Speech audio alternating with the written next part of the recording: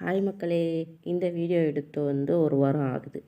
இது நாங்கள் கோயிலுக்கு போன வீடியோ. அப்போ கோயில் ஃபுல்லாக இடம் ஃபுல்லாக சுற்றி தண்ணியாக இருந்துச்சு. பக்கத்தில் ஒரு ஓடை இருக்குது, அங்கேயும் தண்ணி போய்கிட்டு இருந்துச்சு. அதனால் கொஞ்சம் சுற்றி வர மாதிரி இருந்துச்சு. என்னால் கொஞ்சம் வீடியோஸ் எடுக்கலை.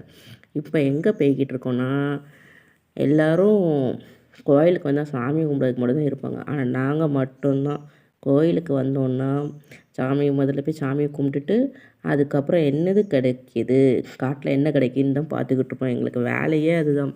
அங்கே போனதும் அதனால் எங்களுக்கு பிரண்டை நிறைய கிடச்சிது. சுற்றி சுற்றி நிறைய பிரண்டை இருந்துச்சு. அதனால் அந்த பிரண்டையெல்லாம் கொஞ்சம் கொஞ்சமாக ஆஞ்சிக்கிட்டே இருந்தோம்.